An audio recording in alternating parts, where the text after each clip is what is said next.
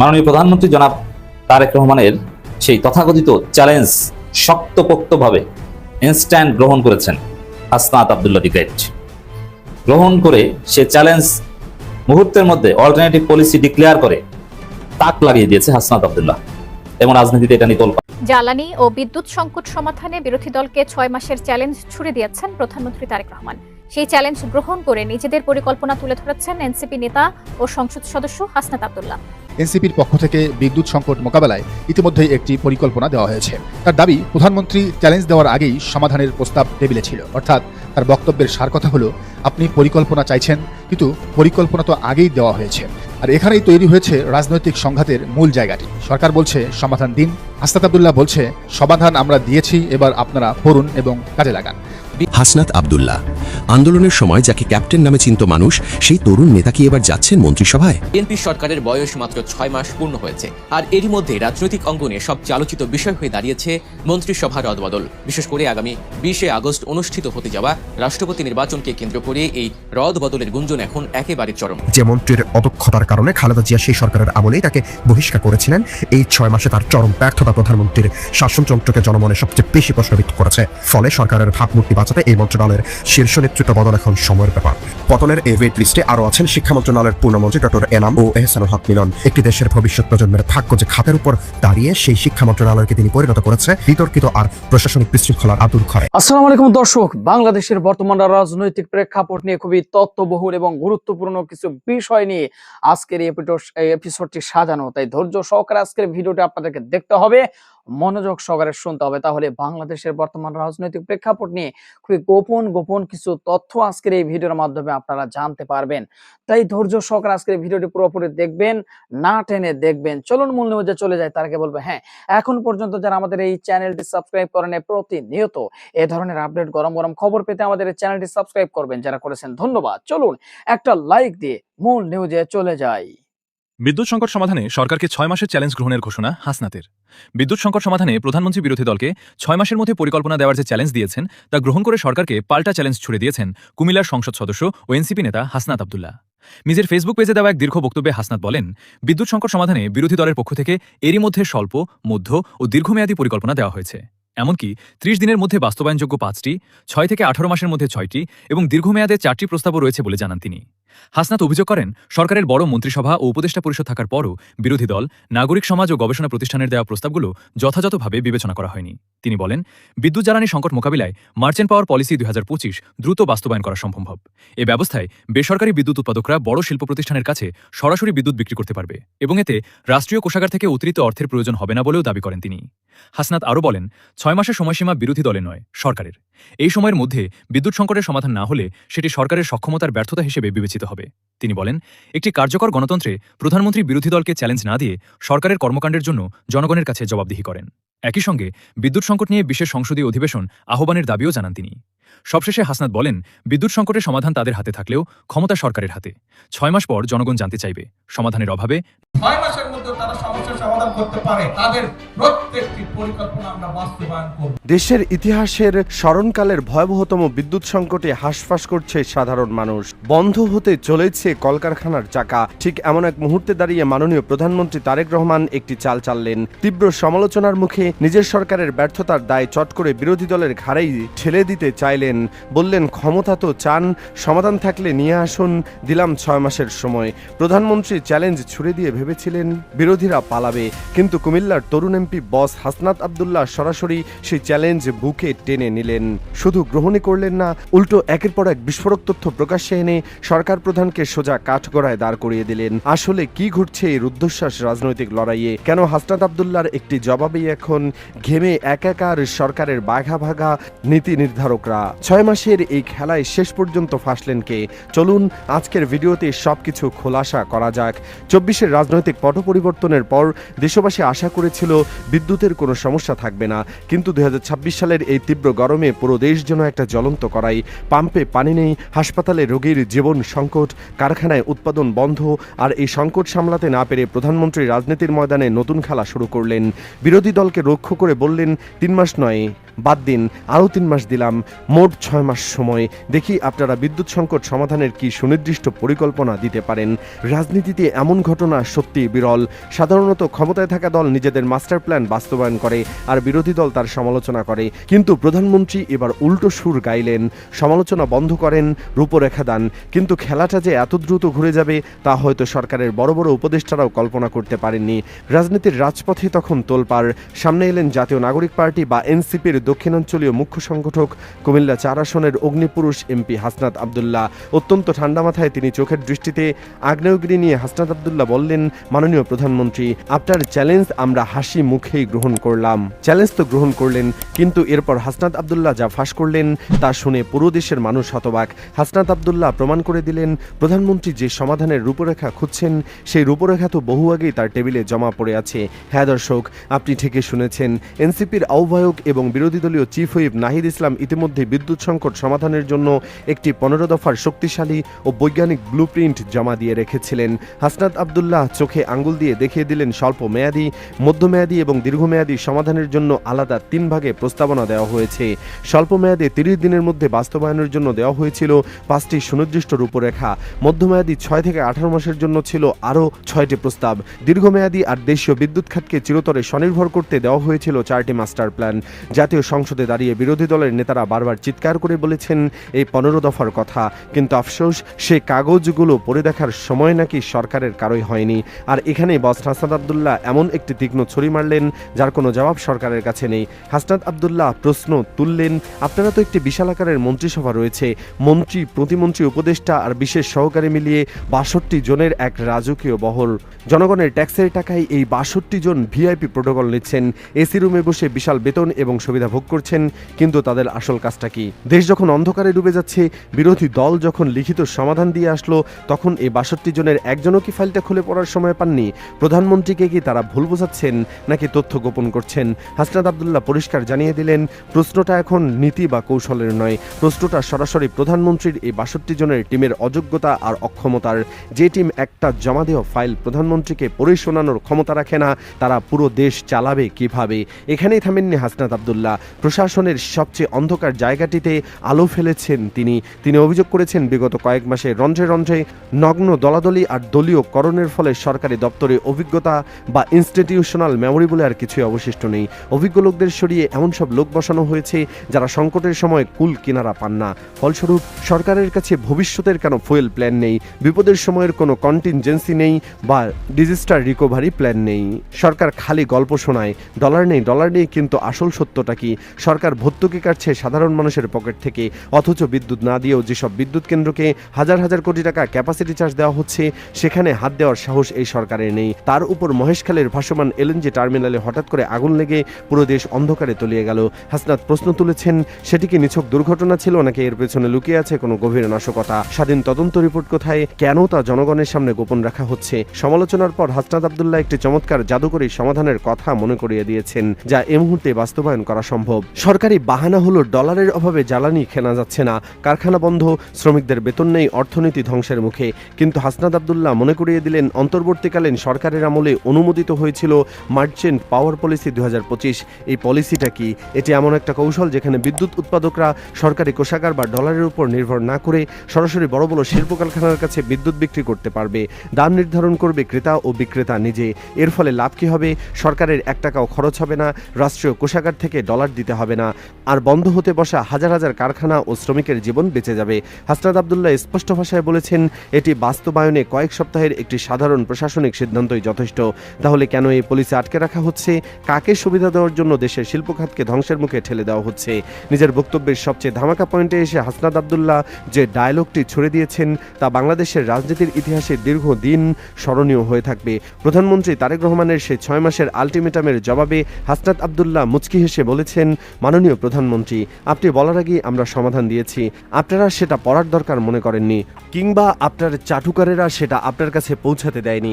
তারপরেও আপনার দেওয়া 6 মাসের হিসাবটা আমরা হাসি মুখে মেনে নিলাম। আর ঠিক এরপরই হাসনাত আব্দুল্লাহ মারলেন সেই গ্র্যান্ড মাস্টার চাল।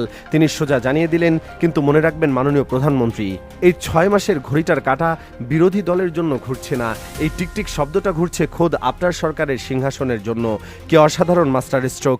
বিরোধী দলই তাদের হাতে পুলিশ নেই, আমলাতন্ত্র নেই, সরকারি বাজেট বা ক্ষমতা নেই। তাই 6 মাস পর বিদ্যুৎ সংকট সমাধান না হলে জনগণ বিরোধী দলকে কিচ্ছু বলবে না, জনগণ জবাব চাইবে রাজসিংহাসনে বসে থাকা সরকারের কাছেই। প্রিয় দর্শক, পলিটিক্যাল এই দাবার বোর্ডে তারেক রহমানের চাল চেলেছিলেন বিরোধী দলকে ফাঁদে ফেলতে, কিন্তু হাসনাত আব্দুল্লাহর যুক্তি, 15 দফার নথি আর তীক্ষ্ণ কথার চাবুক দিয়ে পুরো খেলাটাই ঘুরিয়ে দিলেন। রাজনৈতিক বিশ্লেষকরা বলছেন হাসনাত আব্দুল্লাহর কথাগুলো প্রধানমন্ত্রী গুরুত্ব সহকারে নেওয়া উচিত। তারা বলছেন জাতীয় সংকট নিরসনে জামায়াতে ইসলামী ও এনসিপিকে সঙ্গে নিয়ে সরকারি দলের উচিত সংসদে জরুরি ভিত্তিতে বিশেষ অধিবেশন ডাকা। দেশের বিদ্যুৎ ব্যবস্থা যখন পুরোপুরি ভেঙে পড়ার মুখে, তখন দলীয় কাদা মাখামাখি না করে কিংবা রাজনৈতিক তর্ক না করে সংসদে উভয় পক্ষকে নিয়ে সরাসরি আলোচনা করা জরুরি। সরকার সংসদে স্পষ্টভাবে হিসাব প্রকাশ করবে উৎপাদন ঘাটতি কত, জ্বালানির আসল অবস্থা কি এবং সঞ্চালনে কি বাধা রয়েছে। একই সাথে বিরোধী দল টেবিলে দেবে তাদের 15 দফার কার্যকর ছক। এই উন্মুক্ত আলোচনার মাধ্যমেই স্বল্প বাজেটে বিদ্যুৎ সংকটের একটি স্থায়ী ও টেকসই পথ বের হয়ে আসতে পারে। সরকারের ইগো রক্ষার চেয়ে এখন বেশি জরুরি জনগণের সমস্যার সমাধান। দীর্ঘদিন বিদ্যুৎ খাতে এমন অরাজকতা চলতে থাকলে জনগণ খেপে উঠতে বেশি সময় নেবে না। এখন প্রশ্ন একটাই, 6 মাস পার হলে সরকার কি পারবে দেশের মানুষকে অন্ধকার থেকে আলোয় ফেরাতে, নাকি হাসনাত আব্দুল্লাহর সেই ভবিষ্যৎবাণী অনুযায়ী এই ঘড়ির কাঁটাই শেষ পর্যন্ত সরকারের জন্য কাল হয়ে দাঁড়াবে? আপনার কি মনে হয়, হাসনাত আব্দুল্লাহর এই কড়া জবাব কি যৌক্তিক ছিল? আপনার মতামত কমেন্ট বক্সে জানাতে ভুলবেন না। 6 মাসের মাথায় মন্ত্রিসভায় বিশাল রদ বদলের হাওয়া। কে হচ্ছেন নতুন স্বরাষ্ট্রমন্ত্রী? মির্জা ফখরুল ইসলাম আলমগীর রাষ্ট্রপতি হওয়ার পর ফাঁকা হওয়া গুরুত্বপূর্ণ মন্ত্রণালয়ে কে আসছেন? আন্দালিব রহমান পার্থ কি এবার সত্যি মন্ত্রী হচ্ছেন, নাকি ছিটকে পড়ছেন বর্তমান মন্ত্রিসভার বাঘা বাঘা সব নাম? বিতর্কিত মন্তব্যের জেরে কাদের কপাল পুড়ছে? বিএনপির নেতৃত্বাধীন সরকারের ভেতরে বাইরে এখন একটাই প্রশ্ন, ক্ষমতার এই মিউজিক্যাল চেয়ারে শেষ হাসি কে হাসবেন? বিএনপি সরকারের বয়স মাত্র 6 মাস পূর্ণ হয়েছে, আর এরই মধ্যে রাজনৈতিক অঙ্গনে সবচেয়ে আলোচিত বিষয় হয়ে দাঁড়িয়েছে মন্ত্রিসভার রদবদল। বিশেষ করে আগামী 20 আগস্ট অনুষ্ঠিত হতে যাওয়া রাষ্ট্রপতি নির্বাচনকে কেন্দ্র করে এই রদবদলের গুঞ্জন এখন একেবারে চরম। সবকিছু ঠিকঠাক থাকলে দেশের নতুন রাষ্ট্রপতি হিসেবে শপথ নিতে যাচ্ছেন বিএনপির বর্তমান শীর্ষ নেতা মির্জা ফখরুল ইসলাম আলমগীর। 20 অথবা 21 আগস্ট তিনি বঙ্গভবনে শপথ গ্রহণ করবেন বলে শোনা যাচ্ছে। আর ঠিক এই জায়গা থেকে শুরু হয়েছে মন্ত্রিসভার নতুন সমীকরণ। মির্জা ফখরুল ইসলাম আলমগীর বর্তমানে স্থানীয় সরকার, পল্লী উন্নয়ন ও সমবায় মন্ত্রণালয়ের মতো একটি অত্যন্ত গুরুত্বপূর্ণ এবং হেভিওয়েট মন্ত্রণালয়ের দায়িত্বে রয়েছেন। তিনি রাষ্ট্রপতি হিসেবে বঙ্গভবনে চলে গেলে এই বিশাল মন্ত্রণালয়টি শূন্য হয়ে পড়বে। আর এই শূন্যস্থান পূরণ ঘিরেই শুরু হয়েছে মন্ত্রিসভায় ব্যাপক রদ বদলের নীলনকশা। শুধু একটি মন্ত্রণালয় নয়, চেইন রিয়াকশনের মতো এর প্রভাব পড়তে যাচ্ছে পুরো মন্ত্রিসভায়। সবচেয়ে বেশি আলোচনা চলছে স্বরাষ্ট্র মন্ত্রণালয় নিয়ে। রাজনৈতিক মহলে জোর গুঞ্জন, এমনকি খবরও বেরিয়েছে বর্তমান স্বরাষ্ট্রমন্ত্রী সালাউদ্দিন আহমেদকে সরিয়ে স্থানীয় সরকার ও পল্লী উন্নয়ন ও সমবায় মন্ত্রণালয়ের মতো বড় দায়িত্ব দেওয়া হয়েছে। এখন প্রশ্ন হলো, সালাউদ্দিন আহমেদ যদি স্থানীয় সরকার মন্ত্রণালয়ে চলে যান, তাহলে স্বরাষ্ট্র মন্ত্রণালয়ের মতো আরও স্পর্শকাতর এবং রাষ্ট্রের অন্যতম প্রধান এই দফতরের দায়িত্ব কে পাবেন? এই প্রশ্নের উত্তরে বেশ কয়েকটি নাম বাতাসে ভাসছিল। এর মধ্যে সবচেয়ে চমকপ্রদ গুঞ্জনটি হলো বর্তমান প্রাণী সম্পদ মন্ত্রী শহীদ উদ্দিন চৌধুরী অ্যানিকে নিয়ে। শোনা গেছে তাকে নাকি স্বরাষ্ট্র মন্ত্রণালয়ের দায়িত্ব দেয়া হয়েছে বা হতে পারে। যদিও শহীদ উদ্দিন চৌধুরী অ্যানি নিজে গণমাধ্যমের কাছে এই রদবদলের খবরকে নিছক গুঞ্জন বলে উড়িয়ে দিয়েছে এবং বিষয়টি নিয়ে তিনি বেশ বিব্রত বোধ করছেন বলেও জানিয়েছেন। কিন্তু এই বিষয়টি মোটেও ছোট করে দেখার নয়। ইতিমধ্যেই বেশ রদবদল হয়েছে, বিভিন্ন বড় গণমাধ্যমে এই খবরও বেরিয়েছে। পরবর্তীতে এটি নিয়ে বেশ বিতর্ক উঠেছে। তবে 21 বা 22 আগস্টের পর এ বিষয়ে চূড়ান্ত সিদ্ধান্ত আসবে। তবে স্বরাষ্ট্র মন্ত্রণালয় নিয়ে রাজনীতির মাঠে সবচেয়ে বড় যে দাবিটি উঠেছে, সেটি আসছে বিএনপির তৃণমূল এবং কট্টর সমর্থকদের কাছ থেকে। দীর্ঘদিনের পরীক্ষিত নেতা এবং সাবেক স্বরাষ্ট্র প্রতিমন্ত্রী লুৎফুজ্জামান বাবরকে আবারও স্বরাষ্ট্রমন্ত্রী হিসেবে দেখতে চাইছেন তার বিপুল সংখ্যক সমর্থক। তাদের মতে বিগত ফ্যাসিবাদী সরকারের আমলে সবচেয়ে বেশি জুলুম ও নির্যাতনের শিকার হয়েছেন বাবর। দীর্ঘ কারাবাস এবং সীমাহীন আইনি লড়াইয়ের পর তিনি মুক্ত হয়েছেন। সমর্থকদের জোরালো দাবি, দেশের বর্তমান আইন শৃঙ্খলা পরিস্থিতি শক্ত হাতে নিয়ন্ত্রণ করতে এবং পুলিশ প্রশাসনের চেইন অফ কমান্ড ফিরিয়ে আনতে লুৎফুজ্জামান বাবরের মতো একজন অভিজ্ঞ ও ডাইনামিক নেতার হাতেই স্বরাষ্ট্র মন্ত্রণালয়ের দায়িত্ব তুলে দেওয়া উচিত। যদিও দলের হাইকমান্ড এ বিষয়ে কি ভাবছেন তা এখনও ধোঁয়াশার বাইরে। তবে এ বিষয়ে চূড়ান্ত সিদ্ধান্ত নেবেন প্রধানমন্ত্রী তারেক রহমান, এটা সবারই জানা। এখন দেখার বিষয় লুৎফুজ্জামান বাবরকে স্বরাষ্ট্র মন্ত্রণালয় অথবা অন্য কোনো দফতরে কোনো দায়িত্ব দেয়া হয় কিনা। মন্ত্রিসভার এই রদবদলে শুধু যে পুরনোদের দফতর বদল হচ্ছে তা কিন্তু নয়, নতুন মুখের ছড়াছড়ি দেখার সম্ভাবনাও প্রবল। বিশেষ করে জোটের রাজনীতিতে শরিকদের মূল্যায়ন করার একটা বড় চাপ রয়েছে সরকারের উপর।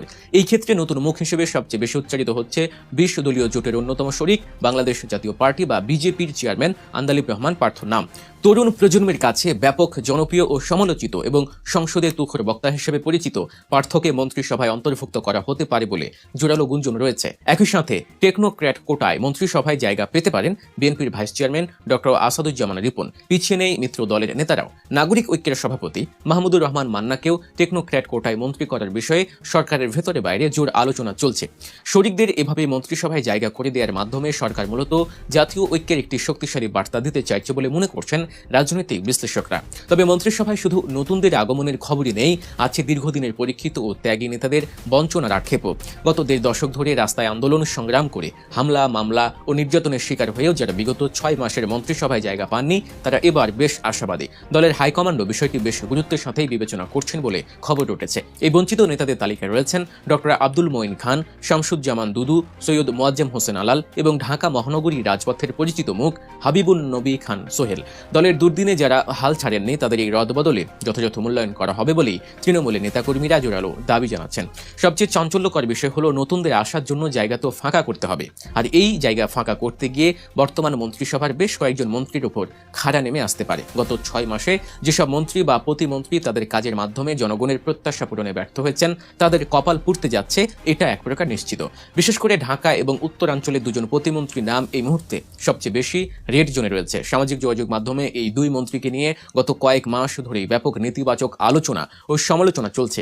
তাদের বিতর্কিত সব মন্তব্য, ব্যক্তিগত কর্মকাণ্ড এবং মন্ত্রণালয়ের কাজে চরম অদক্ষতা সরকারকে বেশ বিব্রতকর অবস্থায় ফেলেছে। সাধারণ মানুষের পাশাপাশি দলের ভেতরেও তাদের নিয়ে ক্ষোভের সৃষ্টি হয়েছে। তাই রদবদলের এই প্রক্রিয়ায় তাদের মন্ত্রিত্ব বাতিল হলে অবাক হওয়ার কিছু থাকবে না। সব মিলিয়ে মন্ত্রিসভার এই রদবদল কোনো সাধারণ ঘটনা নয়, এটি সরকারের আগামী দিনের চলার পথের একটি স্পষ্ট দিক নির্দেশনা হতে যাচ্ছে। কারা টিকছেন, কারা বাদ পড়ছেন আর নতুন কারা যুক্ত হচ্ছেন, এই পুরো প্রক্রিয়ার মাধ্যমে সরকার প্রমাণ করতে চাইছে যে কাজে ব্যর্থ হলে কাউকে ছাড় দেওয়া হবে না।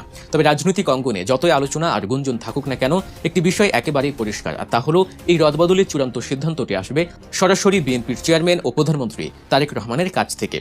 গত বৃহস্পতিবার তারেক রহমানের সভাপতিত্বে অনুষ্ঠিত বিএনপির স্থায়ী কমিটির বৈঠকেই মূলত এই রদবদলের রূপরেখা নিয়ে বিশদ আলোচনা হয়েছে। তিনি অত্যন্ত নিবিড়ভাবে বর্তমান মন্ত্রীদের কাজের পারফরমেন্স মনিটরিং করছেন। কে কেমন কাজ করছেন, কার বিরুদ্ধে কি অভিযোগ, সবকিছুই তার নখদর্পণে। দলের একটি বিশ্বস্ত সূত্র বলছে, প্রভাবশালী নেতাদের তদবির বা কোনো ধরনের চাপ এবার কাজে আসবে না। তারেক রহমান কঠোর অবস্থানে রয়েছেন। তিনি সরকার পরিচালনায় কোনো ধরনের আপোষ করতে রাজি নন। এখন শুধু অপেক্ষার পালা। আগামী কয়েকদিনের মধ্যেই পরিষ্কার হয়ে যাবে ক্ষমতার এই দাবা খেলায় কে কোন চাল দিলেন। মির্জা ফখরুল ইসলাম আলমগীরের বঙ্গভবনে যাওয়ার পর যে শূন্যস্থান তৈরি হবে তা পূরণ করতে গিয়ে সরকার কি চমক দেখাবে। নতুন স্বরাষ্ট্রমন্ত্রী হিসেবে কি সালাউদ্দিন আহমেদ, অ্যানি, নাকি সমর্থকদের প্রবল দাবির মুখে লুৎফুজ্জামান বাবরই দায়িত্ব পাবেন? আন্দালিব রহমান পার্থ বা মান্নারা কি সত্যি মন্ত্রিসভায় ঢুকছেন? আর ব্যর্থতার দায়ে কারা নিচ্ছেন বিদায়? এসব প্রশ্নের উত্তর মিলবে আর মাত্র কয়েকটা দিন পরে। ত্রয়োদশ জাতীয় নির্বাচনে বিপুল ভোটে জয়ী হবার পর এখন আলোচনার কেন্দ্রবিন্দুতে একটি নাম, হাসনাত আব্দুল্লাহ। আন্দোলনের সময় যাকে ক্যাপ্টেন নামে চিনত মানুষ, সেই তরুণ নেতা কি এবার যাচ্ছেন মন্ত্রিসভায়? আরও বড় প্রশ্ন, তাকে কি দেওয়া হতে পারে পররাষ্ট্র মন্ত্রণালয়ের মতো গুরুত্বপূর্ণ দায়িত্ব, যে মন্ত্রণালয় সরাসরি বিশ্ব রাজনীতি, কূটনীতি আর আন্তর্জাতিক সম্পর্কের সঙ্গে জড়িত? বিএনপি কি তরুণ মুখকে এমন কৌশলগত দপ্তরে বসাবে, নাকি অভিজ্ঞ হেভিওয়েট নেতাদের হাতেই থাকবে এই দায়িত্ব? আজকের আলোচনায় থাকছে হাসনাত আব্দুল্লাহ এবং পররাষ্ট্র মন্ত্রণালয় নিয়ে ভেতরের বিশ্লেষণ। অবশেষে শেষ হয়েছে ত্রয়োদশ জাতীয় সংসদ নির্বাচন। নিরঙ্কুশ জয় পেয়েছে বাংলাদেশ জাতীয়তাবাদী দল বিএনপি। ফলাফল ঘোষণার পর থেকেই রাজনৈতিক অঙ্গনে শুরু হয়েছে নতুন আলোচনা। কারা যাচ্ছেন মন্ত্রিসভায়? দেশের বিভিন্ন আসন থেকে নির্বাচিত এমপিদের মধ্যে কে পাচ্ছেন গুরুত্বপূর্ণ মন্ত্রণালয়ের দায়িত্ব, সেটাই এখন সবচেয়ে বড় প্রশ্ন। জোটের অংশ হিসেবে জাতীয় নাগরিক পার্টি এনসিপি থেকেও 6 জন প্রার্থী সংসদ সদস্য নির্বাচিত হয়েছেন। তাদের মধ্যেই আলোচনার কেন্দ্রে রয়েছেন এনসিপির দক্ষিণাঞ্চলের মুখ্য সংগঠক হাসনাত আব্দুল্লাহ। কুমিল্লা 4 আসন থেকে তিনি সবগুলো কেন্দ্রে বিপুল ভোটে বিজয়ী হয়েছেন। জুলাই আন্দোলনের পর দেশে অন্যায়, দুর্নীতি ও নিপীড়নের বিরুদ্ধে যেভাবে তিনি সোচ্চার ছিলেন, সেই কারণে অনেকেই তাকে ক্যাপ্টেন নামে ডাকেন। ফলে স্বাভাবিকভাবেই এখন প্রশ্ন উঠেছে, মন্ত্রিসভায় কি দেখা যাবে ক্যাপ্টেন খ্যাত হাসনাত আব্দুল্লাহকে? দর্শক, আশা করি পুরো ভিডিওটি আপনারা দেখেছেন। এবার অবশ্যই আপনাদের মূল্যবান মতামতটা জানিয়ে দিন কমেন্ট বক্সে। তারপরে আপনাদের মূল্যবান মতামত জানানোর পরে আমাদের এই ভিডিওগুলো যদি প্রতিনিয়ত আপনারা দেখতে চান, তাহলে অবশ্যই আমাদের এই চ্যানেলটি সাবস্ক্রাইব করে আমাদের সাথে থাকবেন। আর ইতিমধ্যে যারা অলরেডি সাবস্ক্রাইব করে আমাদের পরিবারে একজন হয়ে গেছেন, তাদেরকে ধন্যবাদ জানাই। আজকের মতো এখানে বিদায় নিচ্ছি। দেখা হচ্ছে নতুন করে ভিডিওতে। সে পর্যন্ত সকলেই সুস্থ থাকবেন। আল্লাহ হাফেজ।